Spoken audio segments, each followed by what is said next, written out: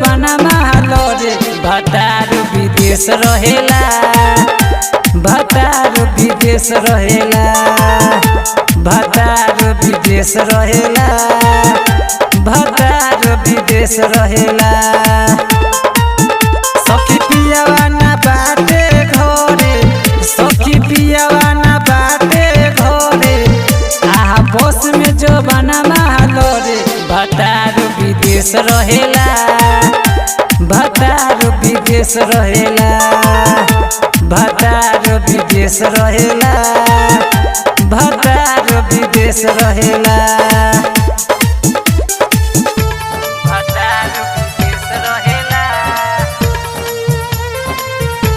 भतार विदेश रहेला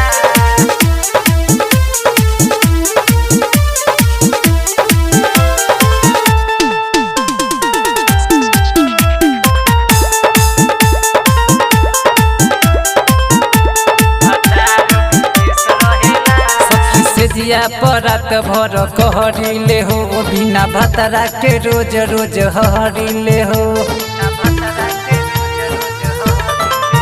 सखी से जिया परत भर कहरिले हो बिना भतरा के रोज रोज हरिले हो मन लागेला एक पल भतर के बिना मुश्किल भइल बाटे अब त जीना चेहरा पनाबे हरी हरी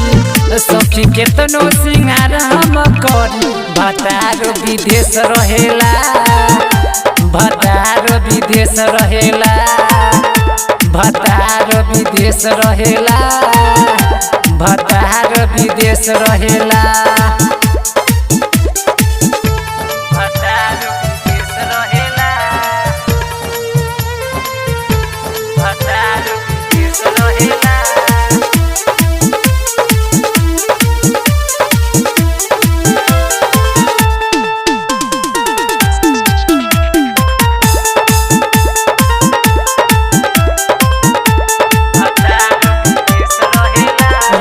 दीपक से बड़ी परेशानी बाहो सखी दुख से भरल कहानी बाहो रवि दीपक से बड़ी परेशानी बाहो सखी दुख से भरल कहानी बाहो लागे न भूख पियास सखी हरदम लागल रहे बलमुआ के आस जब उठेला भीतर के दर्द मन करे दोसर खोजी मर भतार विदेश रहेला भतार विदेश रहेला भतार विदेश रहेला भतार विदेश रहेला।